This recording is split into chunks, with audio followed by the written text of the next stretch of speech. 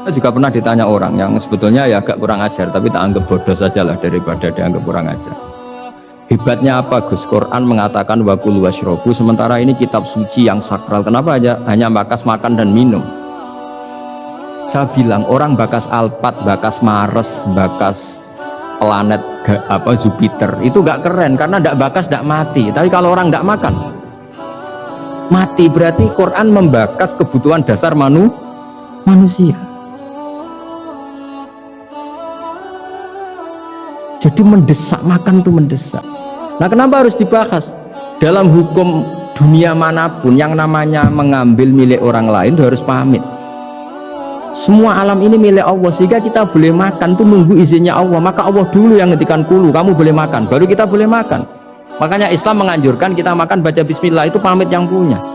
Kamu pernah beli oksigen, kamu pernah beli buah-buahan sama Allah? Tidak pernah beli kan? Itu maling semua itu sebetulnya. Karena tidak pamit sama yang punya. Coba kalau itu milik orang lain, kita langsung makan disebut maling enggak?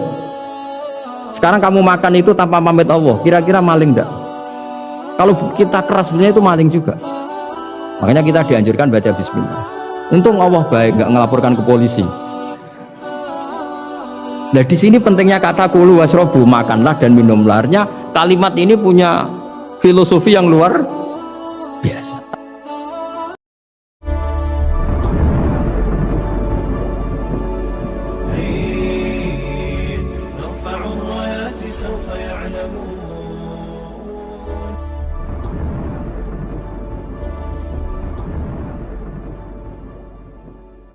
Bismillahirrahmanirrahim. Rabbi shrah li sadri wa yassir li amri wahlul 'uqdatam min lisani. Allahumma shalli wa sallim ala habibika Mustafa Muhammadin wa ala alihi wa sahbihi ajmain. Nama ba'du.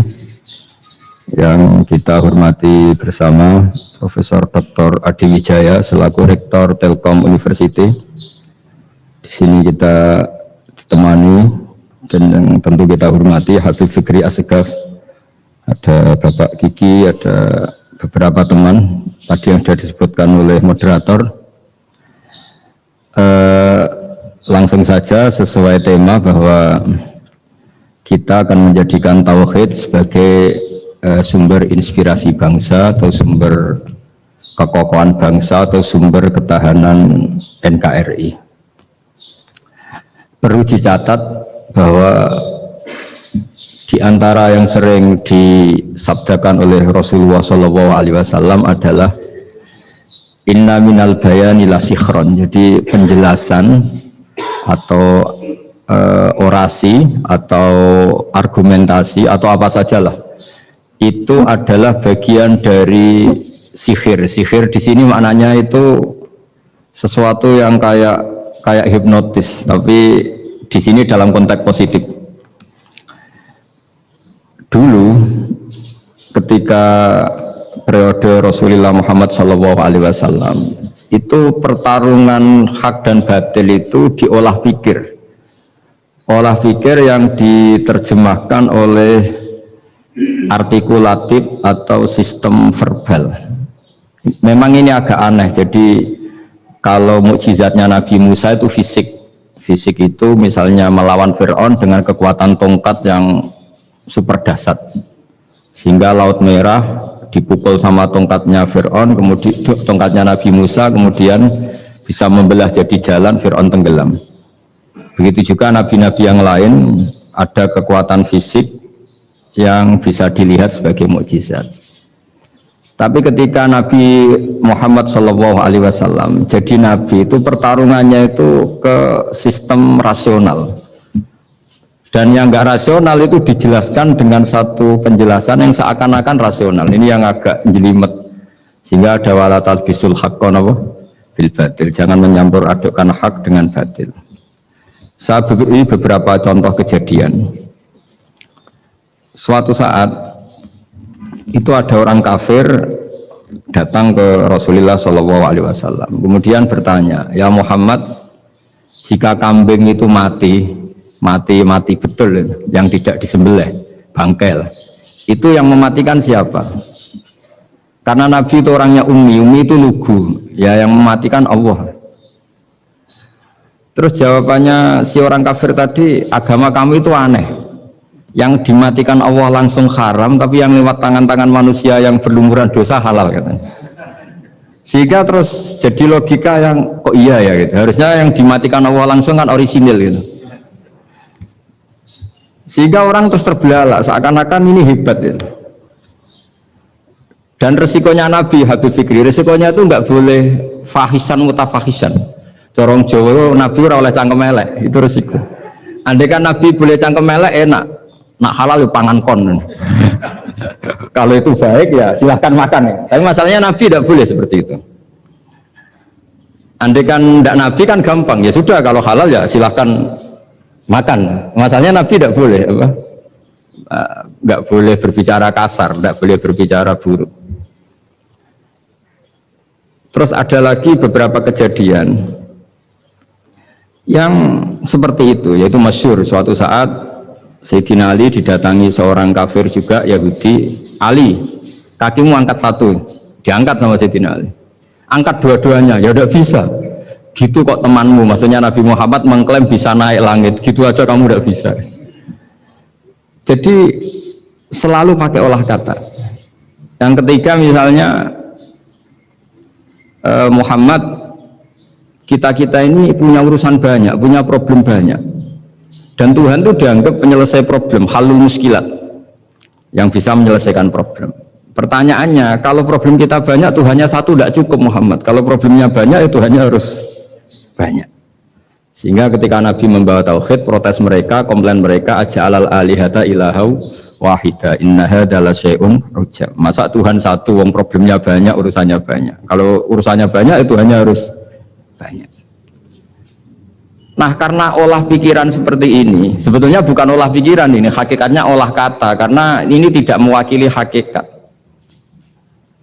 Ya, saya ulang lagi, sebetulnya ini bukan olah pikiran atau olah akal atau olah kecerdasan, tapi olah kata, karena semua yang diomongkan ini tidak mewakili apa? Hakikat. Tapi faktanya itu terjadi. Sehingga mukjizatnya Rasulullah SAW itu tidak boleh berupa fisik kayak tongkatnya Nabi Musa atau tabutnya Nabi Harun atau apalah yang sifatnya fisik. Karena ini tidak menjawab kecerdasan-kecerdasan yang terimplementasi oleh kata-kata yang dikatakan orang-orang kafir tadi, yang bisa memojokkan orang-orang kafir. Akhirnya Nabi diwarisi kecerdasan, dikasih kecerdasan oleh Allah Ta'ala, yaitu yang dikatakan fatona. Dan mereka memang suka, mempermalukan Nabi itu suka. Misalnya Nabi, karena sebagai Nabi, beliau tahu betul bahwa semua itu biadillah, di tangan Allah. Itu Nabi pernah ngendikan, la adwa wala tiarota, tidak ada penyakit menular. Lalu ada orang Yahudi atau orang siapa saja, orang bodoh lah yang jelas ini. Ada onta yang kena penyakit gudik, kalau orang Jawa bilang gudik apa, kalau orang itu agak apa? Kudis ini. Yang kena kudis ini dijejerkan sama yang waras. Ternyata yang waras sekarang jadi kudisan. Senang mereka karena bisa mempermalukan Nabi. Ya Muhammad, ini unta kena kudis. Ternyata yang waras tertular oleh yang kena kudis. Padahal kata kamu tidak ada penyakit apa? Menular. Itu problem-problem jadi Nabi di era Rasulullah SAW, sehingga Quran datang dengan kecerdasan yang untuk menjawab itu. Makanya Nabi tidak pakai mukjizat fisik tapi mukjizat logika. Akhirnya Nabi diajarin Allah lewat Jibril, yang dikira mereka yakin kalau menang dalam debat, tapi Nabi balik bertanya, faman a'dal awwala. Jadi terjemahnya, kalau ini kena kudis karena tertular yang ini, lalu ini tertular siapa? Yang pertama tadi. Wah, itu asli mat dari Allah ya, maksud saya itu.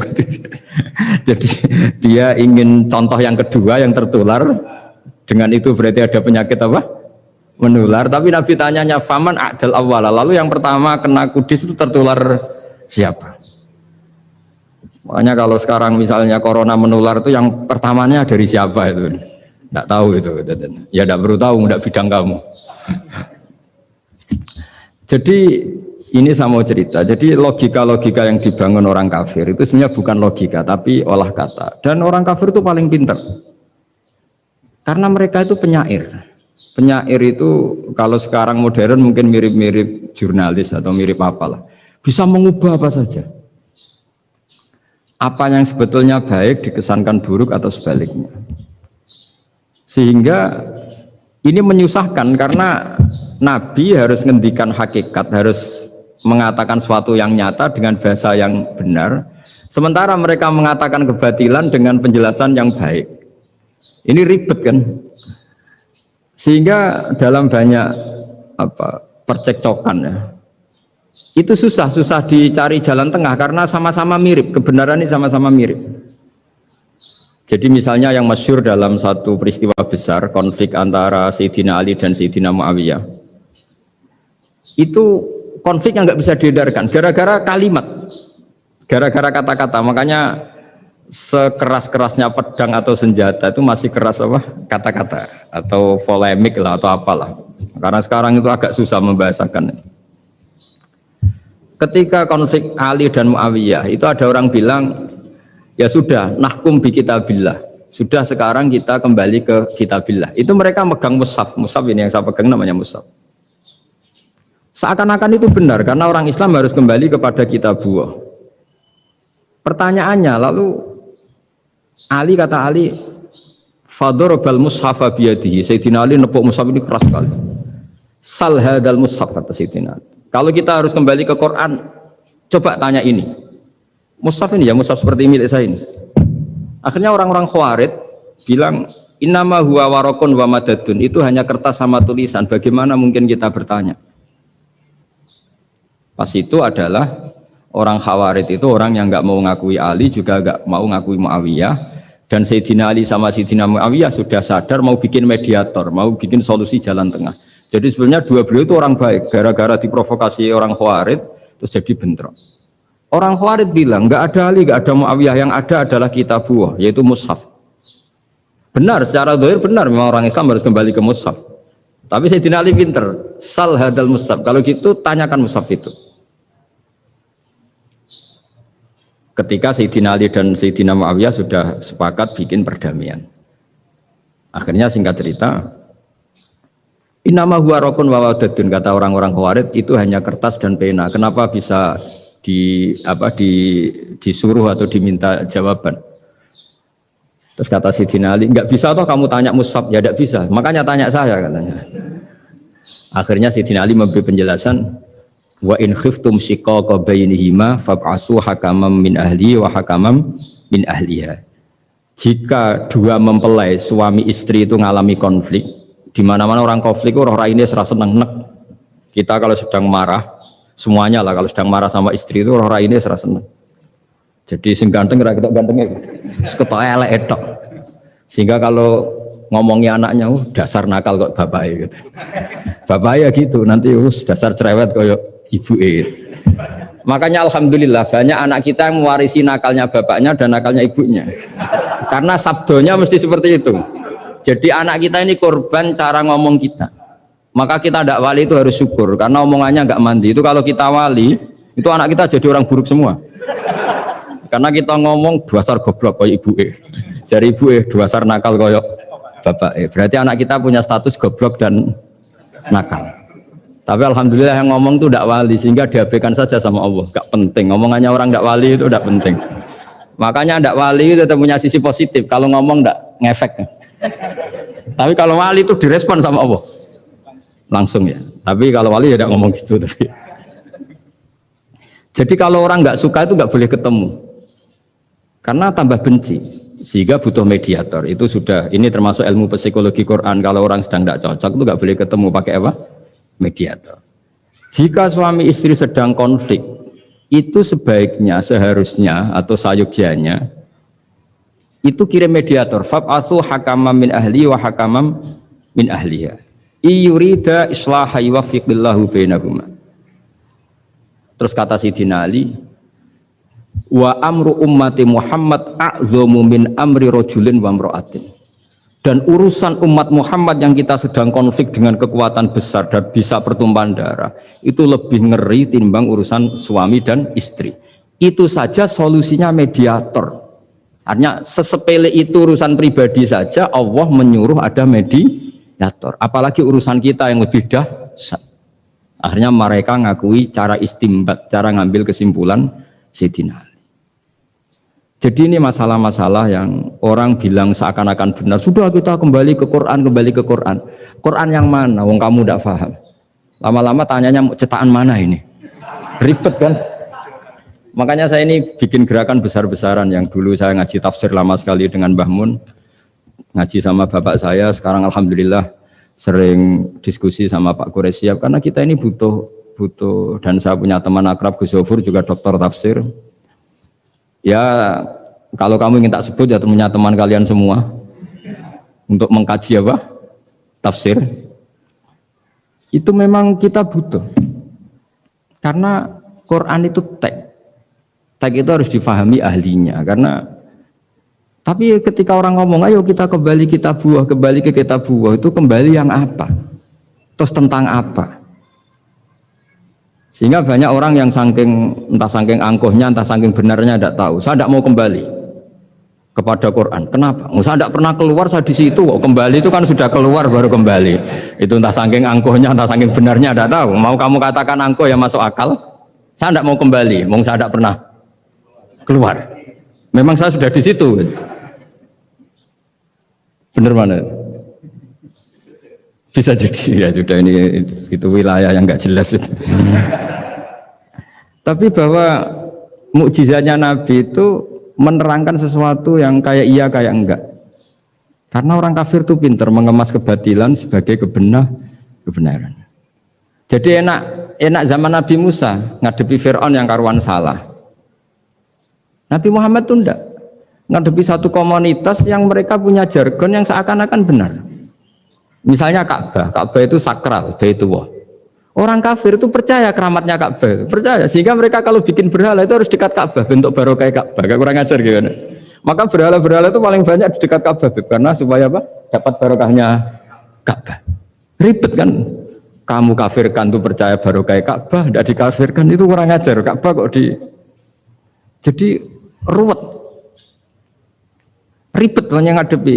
Itu susah memang ngadepi logika, makanya kan apa ya, kayak kita ngerawat anak itu mau dilonggar nanti manja terus goblok, mau dikerasin nanti minggat, ribet kan. Jadi ngelola kebenaran itu tidak gampang. Lalu Nabi datang bil haqqil bayyin, dengan kebenaran yang nyata.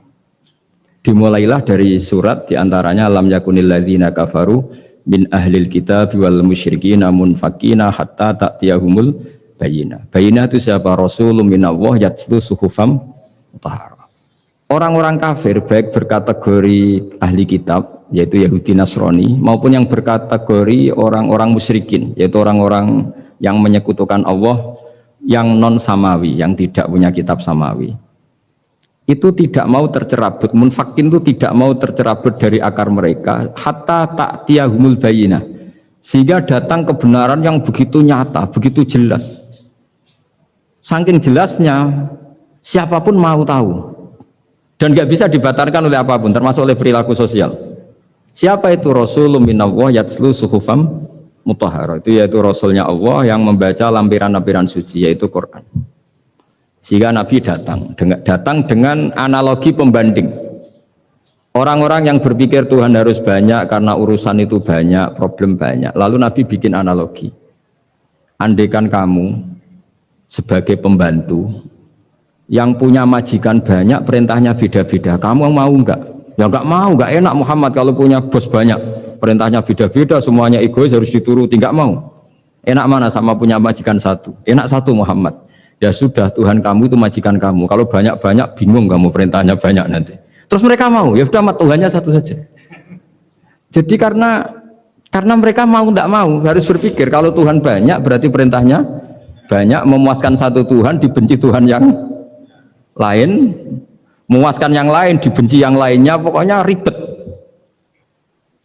Hari ini minta dilayani, Tuhan yang satu minta dilayani, itu kan ribet. Jadi Nabi itu pakai logika yang gampang. Makanya ketika Allah menjelaskan itu, ketika Allah dorobawa masalar rojulan fihi syuraka umutasakisuna wa rojulan salamal dirojul hal yastawiyani masalah. Alhamdulillah Allah bikin satu perumpamaan, ada orang yang punya majikan banyak, yang satu punya majikan hanya satu. Hal yastawiyani masalah, nasibnya enak mana? Enak yang punya majikan Satu, karena standarnya jelas, SOP-nya jelas. Akhirnya mereka sadar, oke, Muhammad Tuhannya satu saja. Lalu dalam pertanyaan-pertanyaan yang lain, misalnya tadi masalah Sayyidina Ali, masalah dibully lah kalau sekarang itu Nabi menjawab ya dengan rasional. Karena mau tidak mau. Karena Nabi tidak dibolehkan pakai mukjizat zaman itu. Untuk awal-awal jadi Nabi itu nggak boleh pakai mukjizat. Karena mukjizat itu punya sisi yang sangat-sangat fatal, yaitu kalau Allah sudah menurunkan mukjizat, itu sekali nggak diimanin itu harus ada azab. Nabi ingin umatnya itu nggak kena azab. Makanya ketika Allah Ta'ala wa ma mana'ana an nursila bil ayati illa an kadzdzaba bihal awwalun. Cara terjemahan bebasnya gini, Muhammad, saya tidak ngasih mukjizat kamu kayak Nabi Musa, kayak nabi-nabi sebelum kamu yang berupa fisik. Itu problemnya satu, sekali saya menurunkan mukjizat, tren umumnya ini didustakan. Ketika didustakan, saya punya alasan menyiksa, wong sudah tak perlihatkan sebegitu jelas kok tetap didustakan. Maka sekali saya menurunkan mukjizat, kata Allah, wa ma nursilu bil ayati illa takhwifa. Saya memberikan satu ayat itu hanya warning, hanya peringatan bahwa ini akan ada bahaya azab. Sehingga karena pilihannya itu Nabi milih gak ada mukjizat yang seperti nabi-nabi sebelumnya, milih mukjizat yang ilmiah, yaitu Al-Quran yang kita warisi sampai sekarang, alhamdulillah. Karena kata ulama-ulama, nah ini pentingnya penjelasan, andaikan mukjizat kita itu hanya tongkat, maka hanya ada di museum. Kita lihat tongkatnya Nabi Musa, mungkin klaimnya ada di Turki. Mukjizat tabut kita lihat lagi di mana lah tempat di museum apa. Tapi kalau mukjizatnya Al-Quran, itu umatnya Nabi akan merasakan nikmatnya ila yaumil kiamah. Misalnya kita dalam bersuami istri atau dalam berkeluarga atau dalam bermasyarakat, itu Quran kalau nasihati kita gampang sekali. Misalnya wa ashiruhunna bil ma'ruf fa in karihtumuhunna fa asa an takrahu syai'a wa yaj'alallahu fi khairan katsira. Sudahlah kalau sama istri itu yang baik. Jika ada watak istri yang kamu nggak suka, dalam ketidaksukaan kamu itu ada kebaikan yang banyak. Kamu nggak suka karena kalau istri kamu sering marah, kamu nggak suka. Sukanya yang senyum. Tapi kalau senyum terus sama orang lain juga senyum, ribet kan kamu. Jadi sudah anggap saja ada hikmahnya. Semua itu ada hikmahnya. Kalau istri kamu marah tidak kelihatan marahnya, dipendam, itu enggak ekspresif. Cara akting sinetron enggak masuk itu. Tapi kalau marah kelihatan marahnya itu ekspresif, itu kecerdasan, itu Pak. Bisa menumpahkan keinginan. Oh itu bagus ini. Jadi disuruh lihat sisi apa? Positifnya.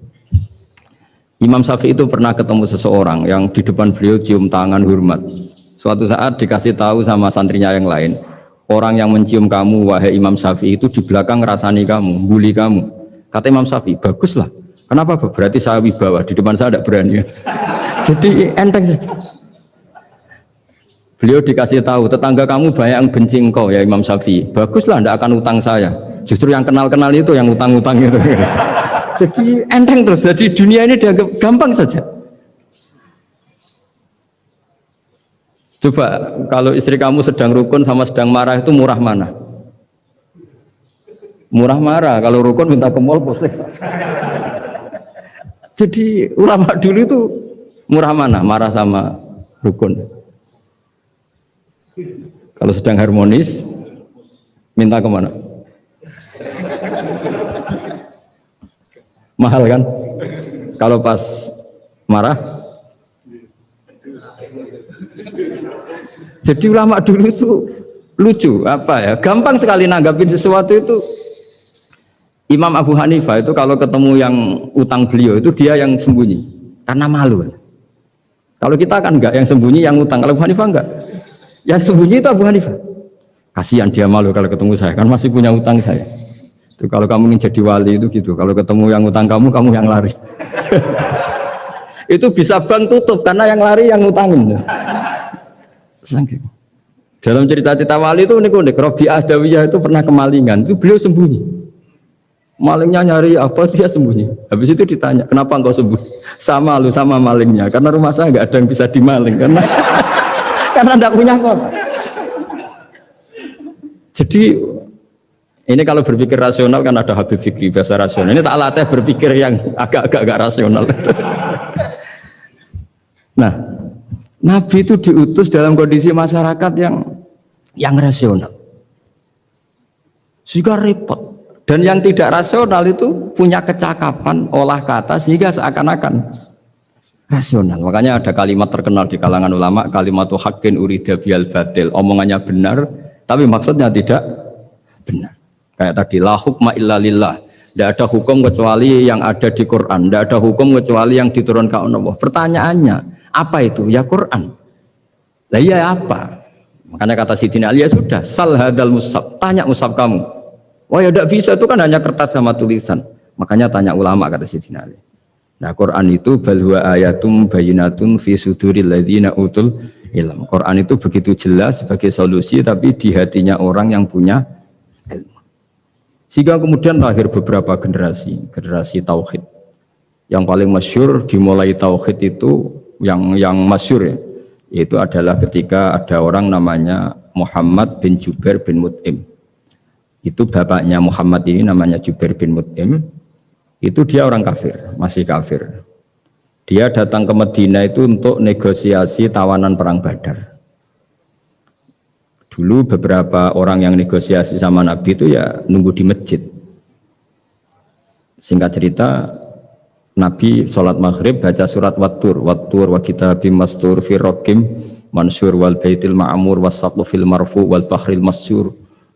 Terus dia dengerin sampai Allah tanya, am khuliqu min ghairi syai'in. Kalau kamu tidak ngakui saya sebagai Tuhan, kata Allah, silahkan Anda berpikir bahwa alam raya ini dimulai dari ketiadaan. Atau kamu sendiri merasa sebagai pencipta alam raya ini, pencipta langit dan bumi. Itu namanya am khalaqus samawati wal ard. Itu orang itu disebut dahiyatul Arab, orang paling cerdas di Arab. Itu dia bingung. Dia selamanya kafir. Cara berpikir menuhankan berhala, Lata, Uzza, pokoknya menuhankan makhluk lah. Terus dia mikir, Muhammad ini kacau ya. Akal saya dihabisin, kata dia. Jadi cara berpikir dia pakai akal, dia tidak percaya mujizatnya Quran, tapi dia bilang Muhammad ini kacau, akal saya dihabisin. Akhirnya Nabi setelah salam dia menyatakan Islam. Karena kata dia, Muhammad, akal saya habis oleh apa yang kamu baca. Nah ini saya mau menerangkan tauhid sebagai inspirasi, yaitu logikanya gini, langit bumi ini kan wujud itu punya eksistensi. Kalau langit bumi ini wujud, alam raya ini nyata, lalu kamu mengatakan sebelum alam raya ini ketiadaan, berarti ada satu kesimpulan, ketiadaan menciptakan yang ada. Itu malah gendeng bareng. Dan logikanya kan nggak kena, al-adamu yakhluqu maujudan, sesuatu yang nggak ada menyebabkan atau menjadikan sesuatu yang ada. Akhirnya padahal pertanyaannya tadi gitu, ya sudah kalau kamu nggak percaya saya sebagai Tuhan, sebagai pencipta awal, sudah ada usah Tuhan-Tuhanan. Tapi ya mari goblok bareng dengan mengatakan bahwa alam yang ada ini diciptakan oleh sesuatu yang tidak ada. Jadi Jubair, saya tidak mau goblok Muhammad, sudah iman saja saya, karena saya tidak mau goblok. Jadi agama ini datang dengan keceriaan berpikir. Sehingga Ibnu Hajar al-Asqalani mengatakan hadatin ja'a bil iltizat al-aqli. Agama ini datang dengan kenyamanan berpikir. Coba kalau Anda seorang profesor atau seorang doktor atau seorang ilmuwan, kemudian Anda diajak goblok dengan teori baru bahwa sesuatu yang ada itu diciptakan oleh yang tidak ada. Mau enggak kamu? Mau mengira sesuatu? Diajarin sesuatu yang ada diciptakan oleh yang tidak ada. Gak keren lagi. Gak boleh saya suruh. Jadi tauhid itu. Nah, kemudian lahir ulama-ulama baru yang cara ngarang sama. Ini kitab yang dulu saya ngaji sama Syekhina Kiai Maimun Zubair Mbah Mun. Itu kemudian ulama-ulama baru, kata Yai Mbah Mun itu juga bapak saya sering pesen, orang itu harus tahu zaman. Menerangkan tauhid itu kalau ulama dulu itu dimulai dari kalimat yang mungkin yang ngaji saja bingung. Al-alam mutaghayyir wa kullu mutaghayyir hadis la budda mim muhdits. Itu sampean dengar mesti anggap jimat, itu apa itu doa apa gitu. Doa jalbu rizki apa gitu. Padahal itu logika. Tapi terus ulama-ulama modern itu ngarang seperti ini ada gambar. Ini kitab yang saya dulu ngaji sama itu digambar seperti ini. Maksudnya digambar seperti ini gini, penjelasannya gampang. Sampean kalau gambar seruat apapun, misalnya gambar gedung tingkat 5 atau gambar gunung atau gambar apa saja. Mbok seruat apapun gambar itu dimulai dari satu titik. Tadi hadhil awalim kulluha, bahwa alam semua ini dimulai dari nuqtatil wujud, ada titik wujud. Dan karena ini wujud penyebab harus bersifat awal, makanya Allah itu selain wujud harus bersifat al-awwal, kalau bahasa pondok al-qadim. Karena tidak mungkin yang menciptakan kemudian kalah dulu dengan yang diciptakan. Begitu juga Imam Al-Amudi. Imam Al-Amudi itu jadi wali itu karena dia ahli matematika. Sampai muridnya itu iskal, ini guru saya masuk surga enggak? Kalau ngajar itu senangnya ngajar matematika. Beliau ahli usul fikih, ahli fikih, tapi senangnya ngajar matematika. Sampai muridnya sanksi, ini masuk surga enggak ya? Walhasil dalam cerita keramat beliau, sama ndak usah terus saya ndak percaya, kamu ndak wali kok ndak percaya gimana? Ribet sekarang itu, orang kalau nggak nekuni sesuatu terus nggak percaya, ribet kan? Itu beliau masuk surga itu dijamin dapat surga itu karena ngajar matematika. Tapi di hati beliau hanya satu, matematika adalah satu ilmu yang dimulai dari angka 1. 0, itu tetap dimulai dari 1, nggak bisa. Akhirnya beliau cerita, angka 2 atau 3 nisbatul wahid wal isnaini ila mi'ah wa ila ma la nihayatallah, semuanya sama, nisbatul far'i ilal asli, kata beliau. Mbok angka 2, 3, 1000 sampai 1 miliar itu perbandingannya dengan angka 1 apa hubungannya? Al far'i ma'al asli, yaitu angka 2, 3 adalah cabang dari angka 1. Jadi alam raya sebanyak apapun, ada galaksi, ada Mars, ada apa saja, tetap dimulai dari wujud yang 1, yaitu wujudnya Allah Subhanahu wa ta'ala. Jadi beliau menjadikan matematika sebagai alat perangkat untuk tahu tauhid, bahwa alam raya ini dimulai dari al-wujudul wahid, wujud yang 1. Makanya kul huwallahu ahad, Allahus somad, lam yalid walam yulad, dan seterusnya. Nah, makanya ketika orang menyoal hukum adat yang menipu kita, adat itu sunnatullah yang kita lihat, itu Quran mesti mengembalikan wahwaladzi yabda'ul khalqa tsumma yu'idu wa huwa ahwanu alaih. Sebagian di surat Yasin diterangkan ansha'aha awwala marrah. Ketika kita lama sekali, namanya manusia itu lahir dari seorang bapak dan ibu, ini lama sekali. Yang namanya telur itu lama sekali lahir dari ayam, keluar dari ayam. Yang namanya pohon besar itu mesti dari biji yang kecil. Karena lama itu terjadi, seakan-akan kita ngomong, kita berkeyakinan tahu-tahu ada pohon besar itu mukhal, tahu-tahu ada manusia ini mukhal. Makanya ketika ada figur yang bernama Isa bin Maryam, itu orang kafir Yahudi itu menolak, bagaimana mungkin ada manusia tanpa bapak. Oke, itu menyalahi prosedur lazim, protap lazim. Tapi kata Allah gimana? Inna masalah Isa indallahi kamasali Adam. Kalau Isa mukhal karena tanpa bapak, harusnya Adam lebih mukhal karena tanpa bapak, tanpa ibu. Jadi artinya apa? Allah tetap mengingatkan bahwa kudroh saya yang pertama itu menjadikan semuanya mungkin tanpa perangkat adat. Maka kitab ini yang saya baca ini, milik Sayyid Husain Afandi ini, itu menjelaskan bahwa hukum adat itu menipu. Saya ulang lagi, hukum adat itu menipu. Ketika ayam mengeluarkan telur, telur kemudian menjadi ayam lagi. Terus kita berdebat, telur sama ayam dulu mana? Menurut Anda milih mana? Milih apa? Telur. Kalau ini, yang kubu sebelah ini, ayam apa telur? Telur. Ayam. Ayam lahir dari. Nah, pertanyaannya begini kalau menurut tauhid, ketika lazim kalau telur itu nanti suatu saat jadi ayam, terus ayam kemudian lazim mengeluarkan telur, ketika Anda mengatakan mungkin kontribusi Anda terhadap kemungkinan itu apa? Kan sama, Anda tidak ikut menciptakan. Wong tidak ikut menciptakan kok menvonis mungkin dan tidak mungkin, kamu itu hanya saksi. Makanya pertanyaannya Allah, loh, ketika itu kamu anggap mungkin, kontribusi Anda itu Apa? Kan hanya melihat.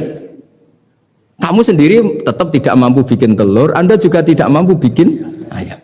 Artinya meskipun telur jadi ayam, ayam jadi telur sampai kiamat, tetap ada kontribusi kudrohnya Allah Subhanahu wa Ta'ala. Bukan berarti berdiri sendiri. Wong kamu yang bilang mungkin ya nyatanya enggak berkontribusi. Sehingga kalau suatu saat Allah bikin telur dari batu atau ayam keluar dari batu, bagi Allah itu enggak masalah. Tapi bagi kamu masalah. Bagaimana mungkin hewan keluar dari batu? Ini logikanya gimana? Loh, memangnya ketika telur dari ayam itu logika kamu gimana coba? Kamu ikut bikin enggak? Nah ini di sini pentingnya mukjizat. Akhirnya Allah bikin mukjizat, ada satu onta besar keluar dari batu, yaitu mukjizat Nabi Kamu memasalahkan, ini gimana onta kok keluar dari batu? Lalu kalau Allah tanya kamu, gimana telur keluar dari ayam? Loh ini biasa Gusti mungkin, memangnya kamu bisa? Berarti bagi orang yang tauhid, yang wali, keluarnya ayam dari telur sama onta dari batu itu nisbatnya sama. Sama-sama semuanya di luar kontribusi kita. Kenapa yang satu kamu katakan mungkin, yang satu kamu katakan tidak mungkin? Toh kamu sama-sama tidak terlibat. Itu cara berpikir tauhid. Artinya apa? Orang-orang wali atau orang-orang alim meskipun melihat telur keluar dari ayam tiap hari tetap subhanallah, subhanallah, Allahu Akbar. Karena ini keajaiban. Tapi kamu kan enggak taunya ajaib itu yang aneh-aneh itu. Makanya banyak cari kiai aneh yang gondrong, yang enggak pernah mandi gara-gara kamu itu suka aneh itu gara-gara. Dong ini ya. Dong itu tahu ya. Jadi buat sesering apapun alam raya ini ada siklusnya, biji jadi pohon, pohon kemudian keluarkan buah-buah ada biji, semuanya yang berkontribusi hanya kudrohnya Allah Ta'ala. Tidak mengikat Allah, Allah bisa bikin tanpa itu semua. Makanya Allah selalu memperbarui mukjizatnya, termasuk ada onta besar keluar dari batu, yaitu mukjizatnya Nabi Soleh. Kamu nggak boleh menyoal ini mukhal gimana? Karena itu nggak mungkin, ukuran nggak mungkin apa? Kamu nggak bisa bikin kan? Sama telur keluar dari ayam kamu bisa bikin, sama-sama enggak. Nah di sini pentingnya ngaji ya. Makanya Allah ngendikan innallaha la yastahyi ayyadriba masalam ma ba'udatan fama faqah. Allah itu tidak malu bikin contoh nyamuk. Karena nyamuk ini mukjizat yang besar. Sudah hewannya kecil, di situ ada ususnya. Ususnya ada uratnya. Coba kalau kamu bikin nyamuk itu. Kalau yang santri agak nakal itu ya ada alat kelaminnya, ada uratnya. Coba jenengan bayangkan nyamuk kecil kan? Itu ada uratnya enggak? Ada ususnya ada uratnya. Uratnya ada bakterinya. Pusing kan kamu? Jadi sebetulnya ayat Allah yang dasar itu bukan dinosaurus tapi nyamuk. Bikin uratnya dinosaurus masih gampang, hewannya besar paling uratnya segini. Itu pesan di Juwana bisa lah. Tapi kalau pesen organnya apa? Nyamuk. Perutnya seberapa? Sudah gitu dia di dalamnya ada calon anaknya. Lebih kecil, banyak lagi jumlahnya coba. Nah ini agama ini datang dengan akal. Jadi kelihatan ada mukjizatnya Quran karena menyontohkan nyamuk. Dan kelihatan mukjizat kalau dijelaskan pakai logika. Yaitu kayak apa susahnya bikin nyamuk, sudah kecil ada organnya, organnya ada uratnya, uratnya ada kumannya, kumannya ada uratnya. Pusing enggak? Makanya tidak ada kampus yang siap memaklumatkan diri sanggup bikin nyamuk. Karena ya enggak sanggup tadi. Lah itu mukjizatnya Quran. Jadi agama ini ketika ulama-ulama ja'a bil iltizazil aqli. Agama ini datang dengan kenyamanan berpikir. Makanya kita nanti kalau mau mati itu yang seneng saja. Kita tidak tahu caranya hidup, tahu-tahu lahir, tahu-tahu hidup, tahu-tahu punya hutang, tahu-tahu banyak masalah, tidak tahu kita. Nanti kalau mati juga gitu, nggak ingin mati, tahu-tahu mati. Nanti nggak tahu-tahu bangkit. Makanya sudah alaiha nahya wa alaiha namut wa biha nubasu insyaallah taala minal. Makanya kata Sidina Ali kalau ada orang susah hidup, kamu lahir keinginan kamu apa keinginan Allah? Ya keinginan Allah. Kamu mati, misalnya orang frustasi ingin mati ya tidak bisa mati, kalau Allah tidak menghendaki ya tidak mati. Ya sudah, zaman kita hidup ya tidak bisa mengelola kehidupan ini, ya sudah kalau mati juga tidak bisa mengelola kematian ini. Makanya terus kita diajarkan inna sholati wa nusuki wa mahyaya wa mamati lillahi rabbil alamin. Berhubung kita tidak tahu ya sudah, hidup kita, mati kita semua di tangan Allah. Sudah kita pasrah saja. Senai jamnya mati, mati aja, serah usah pamit, sudah mati aja, sudah gak ribet. Makanya wali-wali itu ya biasa ngelihat kematian itu, bukan karena yakin pasti masuk surga ya enggak. Kata wali-wali itu di dunia itu hanya Allah yang ngurusi kita, ya Allah, nanti di akhirat ya sama. Itu tauhid ya. Jadi saya ulang lagi ya, jangan terjebak hukum adat. Karena dalam hukum adat itu sebenarnya Anda tidak aktor tapi hanya saksi. Yang namanya telur keluar dari ayam, ayam mengeluarkan telur. Tapi sebetulnya ini tidak mengikat. Allah bisa saja bikin hewan dari yang lain. Kayak tadi mengeluarkan untanya Nabi Soleh dari batu yang apa? Besar. Ya, wah itu mukhal, bagaimana mungkin? Nah memangnya ayam jadi telur, telur jadi ayam, Anda ikut berkontribusi kan enggak? Andai kan Anda menyaksikan kudrohnya Allah Ta'ala di semua kejadian, yaitu Allah bisa bikin nyamuk, nyamuk ada organnya, organnya ada uratnya. Dengan reputasi seperti ini, maka kita akan mensifati Allah, innahu ala kulli syai'in qadir, bahwa Allah bisa melakukan apa saja. Wa huwa ala kulli syai'in qadir, diulang-ulang. Sama Indonesia yang sekarang seperti ini, yang kata orang ada yang bilang terbelakang, ada yang bilang tertinggal dari Eropa. Mungkin dalam kudrat Allah untuk bikin Indonesia lebih makmur dari sekarang, bisa mengalahkan negara-negara yang lain. Jadi kalau kamu ingin, tapi Indonesia banyak masalah gini-gini, bagi Allah mudah saja menyelesaikan masalah itu. Tetap inna dzalika 'ala Allahi yasir. Kita harus optimis bahwa semuanya bagi Allah mudah. Tapi cara berpikir ya tadi, dengan reputasi Allah bisa bikin nyamuk. Nah nyamuk sulitnya di mana ya tadi, sudah kecil, punya organ, organnya punya urat, uratnya punya bakteri, bakterinya punya organ, organnya bakteri, mungkin ada bakteri lagi. Pusing kan? Ya jangan, nggak usah dipikir kalau pusing. Ya jadi terus yang terakhir, saya mohon kalau baca Quran sebisa kita ada yang diangen-angen. Jadi Allah kalau mendorong kita mengakui eksistensinya Allah, Allah sering ngendikan yang mudah-mudah. Misalnya saya ini yang menciptakan kamu, saya yang menciptakan kamu. Falau la tusaddiqun, sudahlah, saya ini nahnu khalaqnakum. Saya ini pencipta kalian, Bu yao. Hubungan kamu itu dengan saya, urusan kamu terdekat itu dengan saya, kata Allah, bukan dengan yang lain. Karena saya yang menciptakan kamu, kata Allah. Tapi kita ini aneh, jadi manusia itu aneh. Dengan zat yang menciptakan kita tidak punya urusan, dengan yang tidak terkait dengan kita punya urusan. Itu kan aneh. Dan Allah kalau menerangkan itu gampang. Terus bagi manusia yang kumo luhur, yang angkuh, seakan-akan bisa menentukan segalanya. Falaula in kuntum ghairu madinin tarji'unaha in kuntum shadiqin. Kalau kamu orang hebat, Bu ya, ketika nyawa kamu mau keluar tuh kamu tahan supaya kamu nggak jadi mati. Nggak keren kan orang hebat kok mati katanya. Kamu sombongnya kayak gitu, seakan-akan bisa ngatur dunia, menaklukkan dunia, ternyata kamu mati. Harusnya nggak usah mati dong.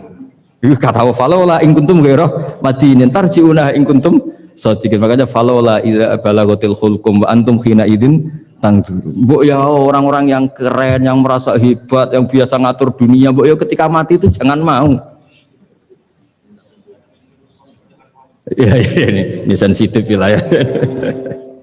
Ya saya kira demikian ya, semoga lewat ngaji ini kita kembali ke tauhid yang benar lewat penjelasan-penjelasan yang akli, yang rasional. Saya pastikan agama ini datang dengan al-iltizatul akli, kenyamanan berpikir. Kayak apa susahnya kita dengan jadi ateis? Karena harus punya rumus bahwa yang ada diciptakan oleh yang tidak ada. Itu kan jadi aneh. Makanya ukuran iman, salasun mangkunna fihi wajata halawatal iman. Ciri utama iman itu nyaman, halawah itu manis. Karena ya itu tadi apa yang dibawa oleh Quran dan hadis sesuai akal kita. Maka masyhur di kalangan para ulama ada pepatah, laulam yakun maja'a bihi Muhammadun dinan lakana fi aqlin nasi hasanan. Kalau saja Muhammad tidak maklumatkan kalau ini agama, akal pun akan setuju bahwa yang dibawa itu hal yang luar biasa. Karena agama ini tidak lam yusodim al-aql, agama ini tidak akan menentang akal. Liqaumi ya'qilun liqaumi yatafak. Kalau ada orang bilang akal saya itu menolak faham agama, itu akalnya yang perlu dicek. Ada masalah itu pasti. Ya, saya kira demikian. Assalamualaikum warahmatullahi wabarakatuh. Pertanyaannya jangan banyak. Kok berber. Baik, alhamdulillah telah mendengarkan paparan yang cukup sangat menarik dari Gus Baha. Monggo kalau ada pertanyaan dari Bapak Ibu sekalian di sini, silakan mungkin. Monggo Mas. Langsung mau Mas.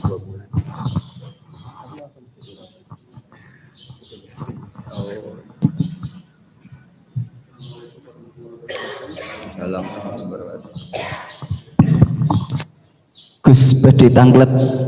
Sojuan. Nggih. Gus, ilmu itu kan membingungkan. Semakin dipelajari, kita semakin rasa fakir. Kesimpulannya langsung ilmu itu membingungkan. Iya. Kita ambil menurut saya, jangan Tapi ilmu itu juga paradok, Gus.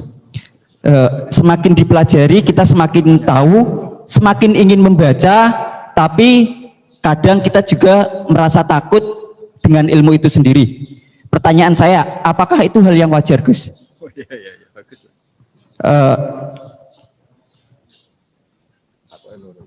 Terus, Gus, untuk saat ini ilmu itu banyak yang disalahgunakan. Orang yang berilmu dibuat salah dan disalahgunakan. Pertanyaannya adalah supaya orang yang benar itu tetap benar walaupun disalahkan dan disalahgunakan, guidance-nya itu apa, Gus? Karena semakin kesini banyak yang nggak berilmu ngaku berilmu, yang berilmu disalahkan dan disalahgunakan. Terima kasih. Wassalamualaikum warahmatullahi wabarakatuh. Anak buah jenengan. Dewa Nuwun, Mas Ahmad Saifuddin. Pertanyaan itu kesimpulannya agak jelas itu, tahu-tahu. Ilmu itu menyenangkan bukan membingungkan. Enggak, itu maksudnya gimana kok tahu-tahu ilmu itu gimana tadi? Membingungkan. Misalnya ilmu tentang apa? Ilmu tentang IT. Iya. Iya. Semakin ngerti IT, semakin biasanya orang semakin ngerti IT itu semakin banyak disalahgunakan. Jadinya banyak orang yang justru berilmu itu takut untuk muncul ke permukaan, padahal itu justru ya dibutuhkan. Makanya ilmu itu membingungkan. Dia semakin dipelajari, kita semakin fakir, semakin merasa fakir ilmu, tapi kita juga semakin ingin tahu, semakin banyak membaca. Makanya menurut saya ilmu itu membingungkan. Semakin dibaca kita semakin bingung, tapi semakin pengen tambah ngerti. Dan semakin ngerti, kita semakin fakir ilmu. Kan bingung kayak nih, Gus. Oh ya bagus lah kalau ada yang bingung bagus lah. Ya semoga bingungnya Anda tetap bingung. Jangan ngajak saya bingung. Gini ya, jadi kalau misalnya IT atau teknologi apapun, Islam datang itu kan ngatur ketentuan efek ya. Misalnya mudahnya komunikasi bagi orang yang soleh mungkin terus dipakai ngaji, dipakai kebaikan, dipakai menjaga NKRI.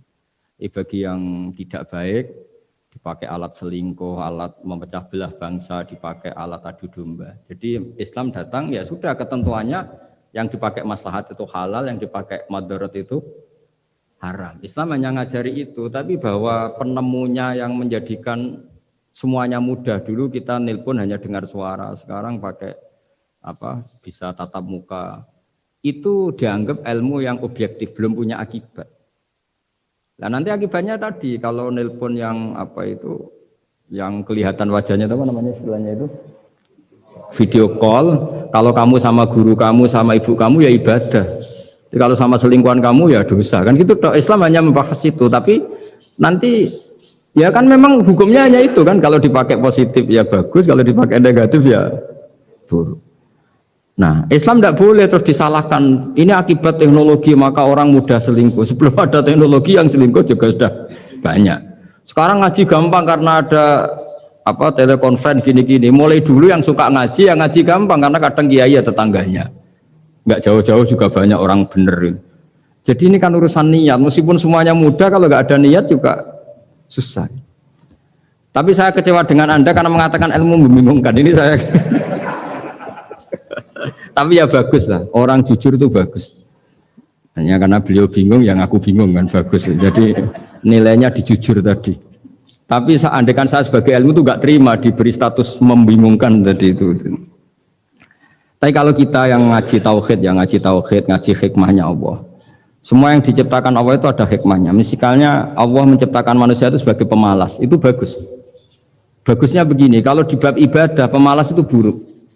Tapi kalau andaikan Anda ditakdir punya kemampuan ahli nuklir, terus Anda tidak pemalas, setiap hari bikin nuklir yang paling dahsyat.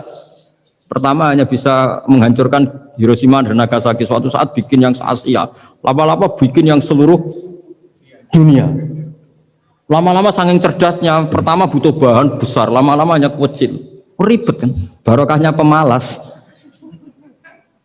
ngantor, baca koran, ngantor, ngerumpi, sehingga yang bagian nangani nuklir itu tidak pinter-pinter banget. Itu bahaya tuh kalau pinter banget itu, karena efeknya itu sama. Sekarang kan ada kacamata pinter beda. Itu kan ketemu orang bisa merekam kan, semua privat orang bisa, ribet kan. Nah agama itu ngatur yang halal ya biar halal. Misalnya begini ya, ada orang ke Mars atau ke bulan, kita katakan pinter dalam konteks menjelajah alam. Tapi kalau dibalik, rakyatnya miskin butuh makan, kemudian itu untuk biaya ke bulan, itu bodoh apa pinter? Membiarkan masyarakatnya lapar karena biayanya dipakai naik ke bulan, itu pinter apa bodoh? Tapi dari tidak tahu tentang bulan menjadi tahu, pinter apa bodoh? Pinter. Tapi kebutuhannya makan kok malah naik ke bulan, pinter apa bodoh? Ya saya juga bingung kayak Anda kalau nggak apa-apa ya memang ilmu ada sisi membingungkannya ya, nggak apa-apa lah, bingung-bingung dikit nggak apa-apa, tapi ya kira-kira sudah bingungnya tambah.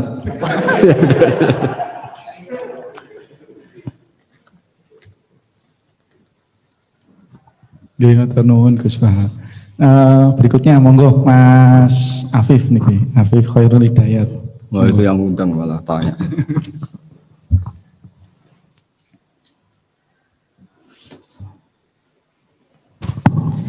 Bismillahirrahmanirrahim. Assalamualaikum warahmatullahi wabarakatuh.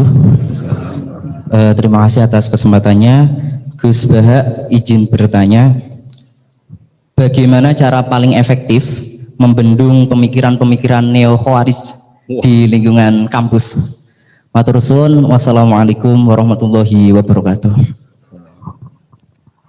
Wah, itu jawabnya paling gampang. Biasanya kewajiban itu dibebankan sama yang terkait. Jadi itu enggak saya itu pasti. Saya kan kiai pesantren, kamu kan orang kampus, berarti kewajibannya di Anda bukan di saya. Di mana-mana kewajiban itu dibebankan sama, ya, sudah ya, itu jawabannya gitu. Jadi kalau istri kamu yang rewel, jangan tanya saya, istri saya rewel gitu. Kewajibannya ya kamu cari solusi gitu. Kalau Anda punya Pak Komisaris kurang memikirkan jenengan, ya jangan tanya saya, jangan tanya ini.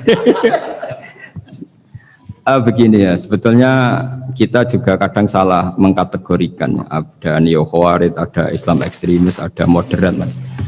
Itu omongannya peneliti ya, itu kan peneliti itu harus mengkategorikan, terus sampling ilmiah harus diputuskan ini kategori apa, solusinya apa, tapi itu analisis. Sebetulnya masalah itu tidak sesulit itu ya. Kalau Allah menghendaki gampang saja. Misalnya Anda berpikir neo-khawarij, kemudian anak Anda sakit, yang ditakdir nyuwun sewu harus hutang tetangga, kebetulan yang ngutangin itu orang Islam moderat. Ini yang sering lupa para analis itu, saya ulang lagi, para analis itu mbok ya ngregani pangeran. Saya itu sering ketemu para analis, sering saya ingatkan, mbok ya kamu itu ngregani Allah. Allah itu punya hak untuk kreasi, punya hak untuk ngatur, punya hak untuk menentukan. Kita misalnya begini, kadang berpikir orang neo khawarij tadi itu bisa nggak ekstrim kalau bacanya buku ini atau ngikuti pikirannya tokoh ini, itu kita. Tapi kalau Allah itu enggak. Saya beberapa kali ada kejadian orang begitu benci misalnya sama Muhammadiyah atau benci sama NU atau benci apa. Itu marine mergo anaknya pacaran terus nikah. Mulane corong Jawa gedeng tapi nyanding. Itu dulu banyak kiai yang benci Muhammadiyah. Barang anaknya besanan ya baik-baik saja. Karena nanti cucunya jadi Muhammad NU. itu banyak, gak satu dua itu. Sama nanti orang yang kuras gitu ternyata pas butuh bantuan yang nolong itu Islam moderat. Akhirnya kan karena Al-Insan Abdul Ihsan itu ya respect. Jadi, nah tapi kita sebagai analis ngiranya kalau pikiran itu dilawan pikiran, tidak mesti juga. Jadi manusia itu segampang itu. Dulu yang namanya Abi Sufyan itu bencinya sama Nabi, Masya Allah juga sebaliknya. Tapi ketika Ummi Habibah jadi istrinya Nabi, itu kebencian yang penggemar Abi Sufyan dan Nabi cair. Begitu juga Juwairiyah. Makanya ketika ada konflik besar antara kelompok-kelompok itu, karena mereka sebagian sudah jadi istrinya Nabi itu, mereka bilang asharu Rasulullah SAW. Jadi konflik yang se-ekstrem itu selesainya pakai besanan. Ashar itu besanan. Mau tukaran gimana? Mau benci Muhammadiyah gimana? Cucunya sekarang sudah Muhammad NU. Yang NU juga cucunya sekarang, ya sudah. Akhirnya ya baik-baik saja. Jadi tidak udah ada solusinya. Kalau Allah sudah menghendaki nanti gampang saja. Sama jangan tanya, lah kapan itu Gus? Yang sadar Tuhan kamu tanya ya, tanya sama Allah. Jawabannya wallahu a'lam. Tapi saya mohon para analis ya, jangan corong Jawa aja ngilani pangeran. Tuhan itu diberi hak untuk menyelesaikan karena banyak yang di luar dugaan. Wahsy itu menjadi mukmin justru setelah membunuh Hamzah. Khalid bin Walid menjadi mukmin justru setelah menang di perang Uhud. Tapi kalau Allah menghendaki segampang itu. Yaitu ketika Khalid bin Walid menang di perang Uhud karena sahabat melanggar perintah Nabi harus tetap di atas gunung sementara mereka melanggar turun ke gunung. Itu Khalid bin Walid itu, wah Muhammad itu luar biasa. Anak buahnya melanggar saja dikasih sanksi, apalagi kita. Ini berarti orang yang sangat diperhatikan oleh Tuhannya. Terus dia cara berpikir begitu. Akhirnya masuk Islam. Banyak orang masuk Islam itu malah pas menyembah Tuhannya, Tuhan berhala. Itu ada orang Arab, zaman Arab dulu. Pas mau nyembah berhalanya, pas ada luwak kencing di kepala berhala itu. Terus dia, aduh punya Tuhan kok gak keren, gimana? Terus masuk Islam. Jadi dia dapat hidayat pas keliru.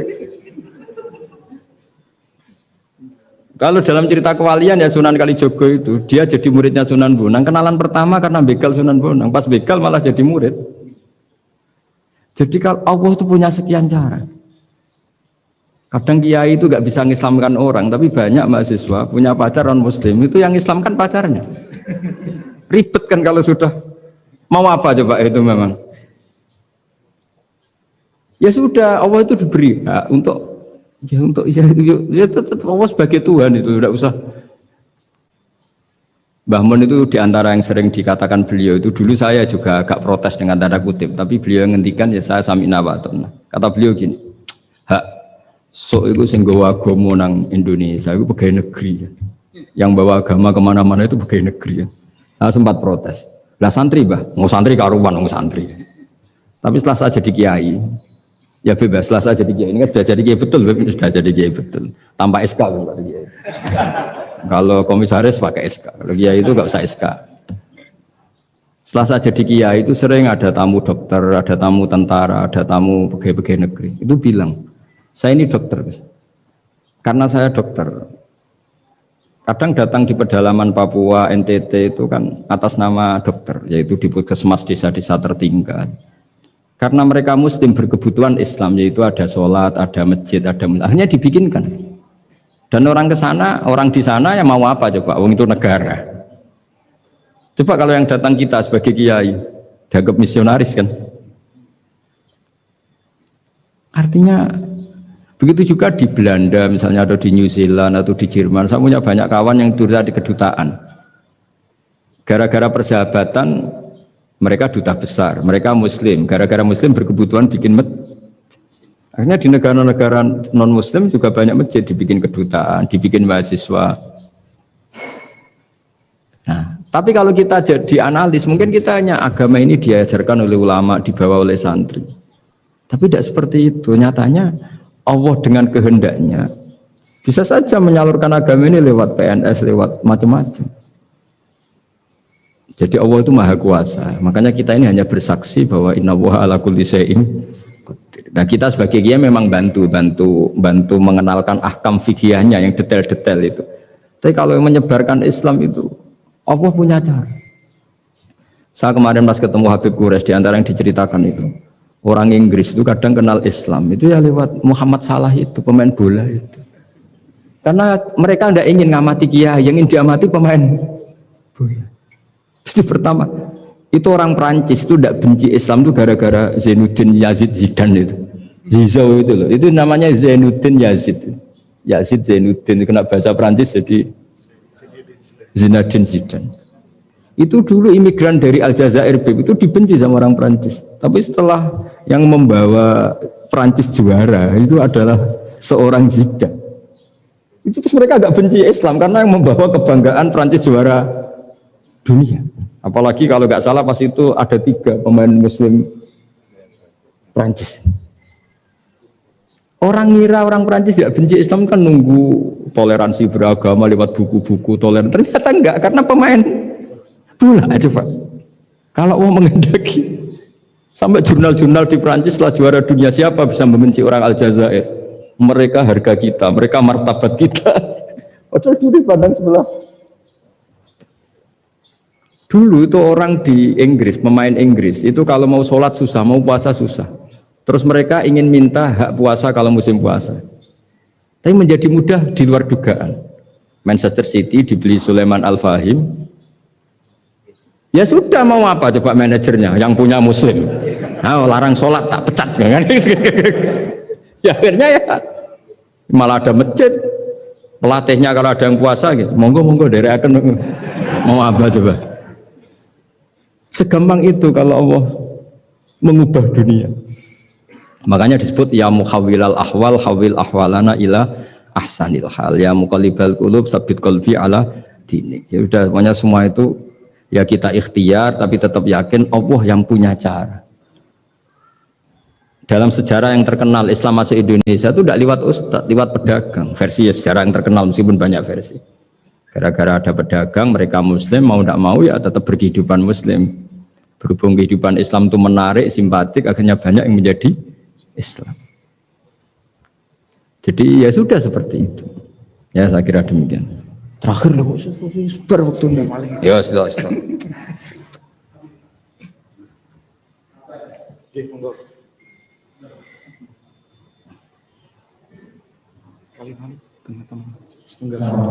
Ya. Ribet ya anak buah minyak.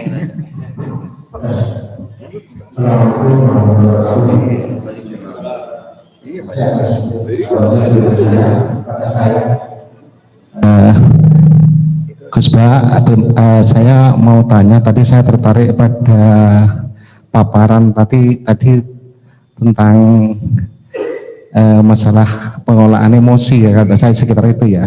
Jadi menghadapi orang misalkan pasangan atau istri atau teman yang apa namanya itu jengkel atau nyengit atau enggak sejalan dengan pikiran kita kok bisa enjoy kayak bisa bahagia, itu gimana Ustadz ceritanya? Itu apakah juga ada solusi lain, misalkan kita itu ada pelarian lain dalam arti yang positif ya, misalkan yang saya misalkan istri atau pasangan kita atau nyengit kita ke hobi ke apa, misalkan kita pelariannya agar kita tidak marah-marah, itu gimana Ustadz? Tadi saya sepintas itu memperhatikan masalah itu karena itu penting dalam rangka ini mengelola inilah biar kita itu bisa enjoy, karena kalau kita itu ada selalu keras dengan orang atau istri atau teman kan kita tidak bahagia, kudu ngamuk-ngamuk. Nah itu gimana tadi? Makasih Gus, mohon diulang itu.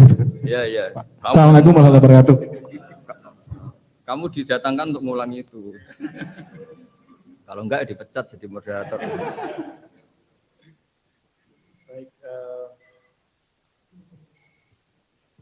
Tadi pertanyaannya pun niki bagaimana mengolah emosi niki Gus? Iya. Ketemu kali niki. pasangan nopo teman nggih Gus sing nyengiti nopo ngeten-ngeten Gus. Namanya siapa? Nun sewu Pak, naminipun sinten Pak? Saya Pak Haryanto, pensiunan Telkom Juwono. Tadi diajak sama Pak Zainal. Terima kasih Pak. Mohon. Bismillahirrahmanirrahim. Jawabannya itu gampang sekali ya, meskipun tidak semua orang ngalamin seperti itu ya. Saya juga agak pati ngalamin ya. Tapi begini ya, saya punya resep dan ini pasti benar ya, karena dari ulama musalsal itu ada silsilahnya sampai Rasulullah SAW. Jadi saya bilang pasti benar karena tidak dalam konteks pendapat saya, tapi ini ajaran Rasulullah SAW. Ini kan temanya tauhid ya, tauhid sebagai inspirasi. Seorang mukmin itu kan harusnya berpikir satu, ridhonya Allah, keputusan Allah. Misalnya Allah merintahkan kita baik sama tetangga. Saya berkali-kali cerita setiap pengajian, ada seorang ulama itu punya tetangga itu anak muda itu sombongnya bukan main. Manggil ulama itu, ya Ahmad datang ke saya. Datang, setelah sampai rumahnya bilang, ya Ahmad la hajata libik, saya tidak butuh kamu, silahkan kembali ke rumah kamu. Itu Imam Ahmad santai aja, tetap senang. Setelah sampai rumah dipanggil lagi, ya Ahmad silahkan ke rumah saya. Datang lagi dengan senyum, sampai 3 kali.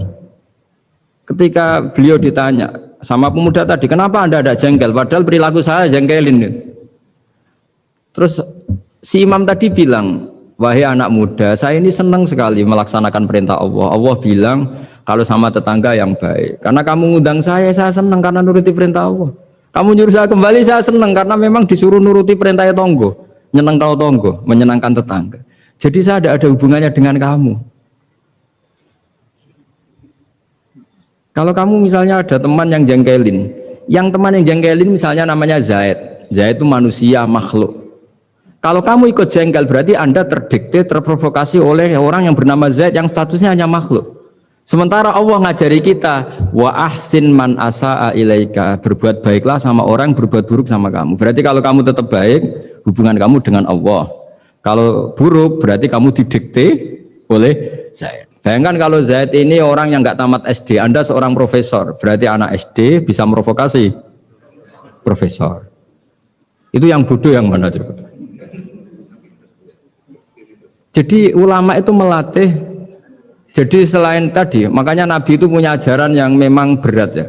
Kalau orang tidak bakat wali jelas berat. Di antara ajarannya itu silmang koto aka, sambunlah orang yang memutus hubungan dengan kamu.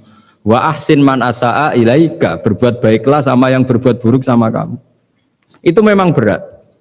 Makanya kamu tanyakan betul itu. Tapi bisa dilatih, yaitu ketika kita berbuat baik atas nama Allah Subhanahu wa ta'ala. Sehingga melihat yang gini-gini itu ringan. Itu kan sama seperti kiai-kiai yang dakwah di kampung-kampung pedalaman, sudah gak tahu haknya kiai, gak sopan. Lalu itu Nabi itu ketika dakwah itu kalau nuruti mangkel lu ya mangkel.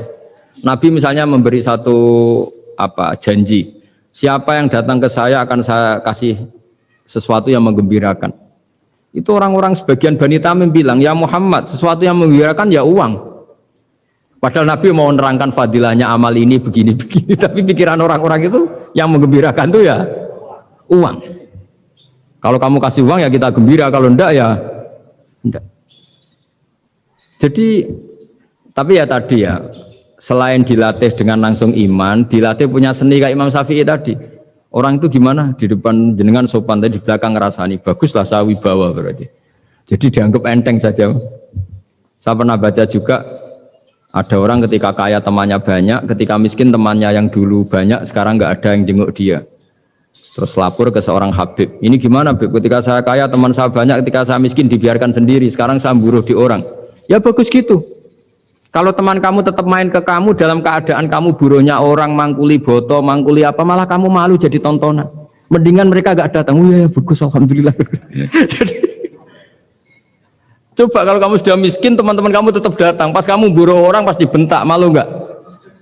Milih didolani apa milih enggak? Milih enggak. Dulu pikirannya orang kan.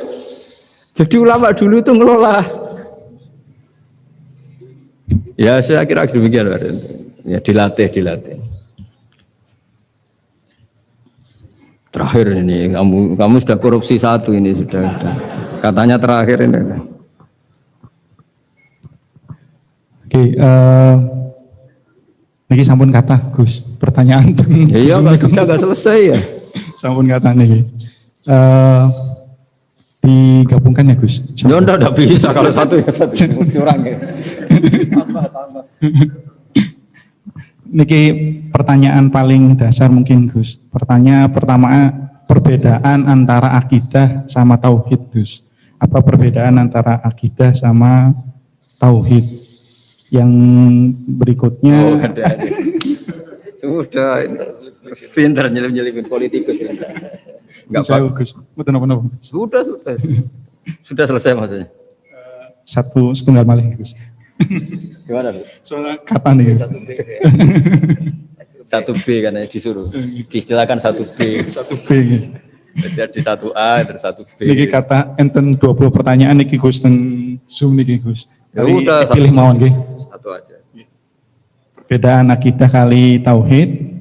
Yang kedua, bagaimana Al-Qur'an menjadi inspirasi dalam kehidupan.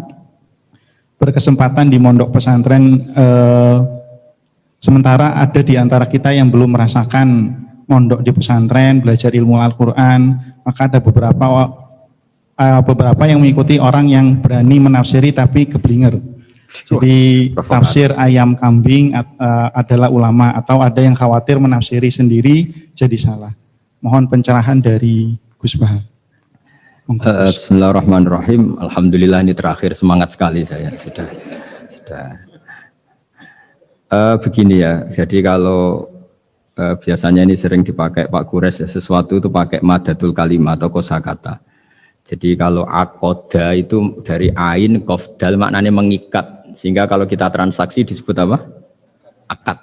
Jadi sesuatu yang mengikat disebut akad.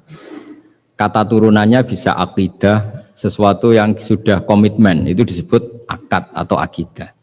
Kita berkomitmen iman bahwa Allah satu. Nah satu itu bahasa Arabnya wahid. Terus dari kata wahada wahidu tauhidan, mengesahkan Allah itu disebut apa? Tauhid.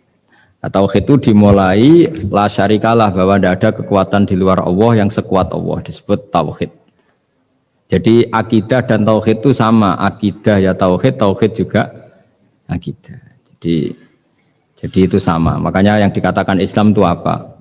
Yang dikatakan Islam itu adalah al-i'tiqad atau al-aqidah bil janan, akidah tertanam di hati, wa nutqu bil lisan, kemudian akidah itu kita lafadzkan, kita ucapkan, wal amal bil arkan, dan implementasi fisik kita juga seperti itu. Makanya yang dikatakan iman, dikatakan ihsan adalah tadi apa? Akidahnya itu ada bil janan di hati, diucapkan bil lisan, kemudian dipraktekkan bil arkan, yaitu anggota fisik, anggota tubuh kita. Sehingga sujud itu dianggap ibadah paling lengkap, karena fisik kita ya tunduk sama Allah dengan kepala di bawah. Kalimatnya juga kalimat tunduk, subhana rabbiyal a'la wa bihamdi. Jadi makanya dilafatkan. Nah, dilafatkan itu penting supaya kuat. Makanya kita ini menyesali betul ketika ada perdebatan niat itu dilafatkan apa enggak, itu enggak penting. Sebetulnya semua kita yang NU atau yang ahli sunnah atau siapa saja mengatakan melafatkan niat itu sunat, jadi tidak mengatakan wajib. Tapi yang menentang dilafatkan juga kebablasan. Nah, melafatkan saja kok enggak boleh. Makanya dulu itu ada guyonan ketika penguasanya itu niat duhur gimana? Dijawab usolli fardhu dhuhri, salah, niat ada di hati. Barang yang satu kuasa, niat duhur gimana? Ditulis niat ada di hati, enggak, yang benar usolli fardhu dhuhri. Ya ribet kalau gitu. Jadi akidah dari kata akoda, akoda itu mengikat, sehingga disebut akdun nikah, berarti ikatan nikah. Akdul ba' berarti hukum jual beli yang sudah jadi. Ya. Akidah itu kata turunan dari itu, sehingga maknanya apa? Komitmen kita terhadap agama ini, komitmen kita terhadap Islam. Apa komitmen yang paling dasar dalam Islam? Tauhid, mengesahkan Allah bahwa tidak ada Tuhan selain Allah. Nah, terus tadi yang menyangkut tafsir ya, kita tidak semua kita pernah mondok. Jawabannya sudah tahu lah kalau tidak semua kita itu pernah mondok.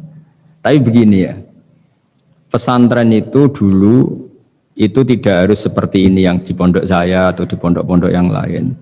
Pesantren itu adalah sistem pengajaran di mana setelah diajarkan itu dirasakan, diamalkan, dijiwai. Sehingga dulu malah nggak ada pesantren yang kayak kita ini. Ulama-ulama dulu ya di rumah ngaji, tapi serius. Sehingga dulu itu memang yang dimulai ini yang adat kampus sebagian itu agak nggak cocok itu menghafal. Kalau kampus itu kadang kuat analisisnya, kalau di pondok itu memang disuruh menghafal. Kenapa menghafal itu menjadi penting? Karena pengembangan itu setelah hafal. Tapi kalau tidak hafal, maka sebenarnya kita tidak pernah mengembangkan agama, mengembangkan pikiran kita sendiri. Sehingga kita ini butuh hafal, meskipun setelah itu ada analisis. Saya beri contoh misalnya gini, mulai kecil sampai tua kita ketemu orang yang sangat materialistik. Makan enak itu apa? Sate. Makan enak itu bakso. Makan enak itu pizza. Selalu kita dibentuk fisik. Tapi kalau kita ngaji sama ulama, makan enak itu apa? Ya saat kamu lapar. Maka ulama dulu mengatakan makanan enak itu apa? Idamuhu alju. Lauknya adalah lapar. Kalau kamu lapar, semua makanan enak. Ini kearifan. Dulu ada ulama yang datang melihat istrinya makan satu piring habis. Hanya satu piring, ditanya, kenapa tidak tanduk, sudah kenyang? Alhamdulillah, berarti saya tidak butuh korupsi. Ternyata istri saya hanya makan satu piring kenyang. Kalau makannya 1 ton, baru saya butuh korupsi karena tidak cukup. Begitu juga melihat ngopi. Setiap orang cowok, kalau ngopi itu senang sekali. Bahwa ternyata untuk senang itu tidak harus selingkuh, tidak harus maksiat, tidak harus ke klub atau tempat-tempat yang salah. Jadi ulama dulu itu cara kearifannya itu dijaga oleh hal-hal yang sepele. Ternyata saya ngopi itu bisa seneng, ya berarti seneng itu tidak harus maksiat. Gendong anak senengnya bukan main, melihat anaknya sehat tidur seneng. Sehingga ulama dulu mengatakan al-istidrad bil mubahat min qutbiddin, menikmati hal yang dibolehkan Allah itu qutbuddin, pokok dari agama ini. Nah, kenapa orang butuh maksiat? Karena nggak bisa nikmati hal-hal seperti ini. Makanya beragama itu harus nyaman. Dengan nyaman ini diharapkan orang tidak butuh nyaman lewat jalur yang tidak benar. Orang ketemu cucunya seneng, ketemu anak seneng, ngopi seneng.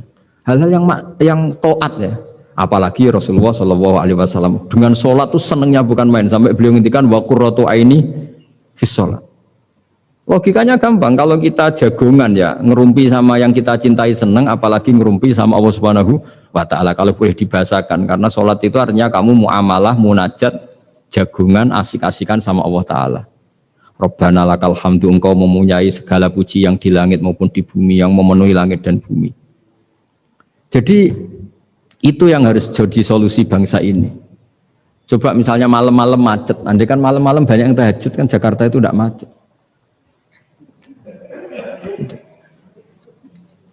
Jadi ulama itu ingin menjadikan taat itu solusi. Makanya qul bi fadlillah bi rahmati fa bidzalika falyafrahu. Orang yang sedang tahajud itu, setiap ulama dulu yang tahajud itu sampai bilang gini, ainal muluk fi hadil ladzah. Enaknya apa jadi raja? Enak ya kita. Sayyidina Ali itu derajatnya tinggi, diantaranya disebabkan beliau kalau wiridan gini, saya hafal wiridannya. Kafani izzan an takuna li robban wa kafani fakhron an akuna laka abdan. Gusti, saya ini punya nikmat yang luar biasa karena menjadi Tuhan untuk engkau, zat yang abadi, yang kekal, yang pertama. Coba kalau saya jadi hambanya Fir'aun, Tuhan mati tenggelam lagi, kan nggak ada kerennya. Udah gitu sekarang jadi tontonan lagi. Coba andai kan kamu punya Tuhan Fir'aun, kayak apa tersiknya? Sudah Tuhan mati jadi tontonan. Sudahlah Gusti, keren saya ini karena punya Tuhan engkau, zat yang abadi, yang lahul asmaul husna. Wa kafani fakhron an akuna laka abdan, dan saya keren sekali karena menjadi budak engkau, menjadi hamba engkau. Coba kalau saya jadi hamba sesama manusia, kerennya apa? Podo menusane, podo lemah, podo mati ini harus saling memperbudak. Kerennya apa? Coba. Jadi orang dulu itu kalau sudah munajat, makanya Nabi ngendikan wa qurratu aini fis sholat. Kalau sudah sholat tuh nyamannya bukan. Jika masyhur dalam cerita-cerita ketika Umar kena panah, dan panah itu bentuknya kayak pancing, kalau ditarik sakit karena bentuknya kayak jangkar itu. Umar minta apa? Nanti tarik ketika aku sholat.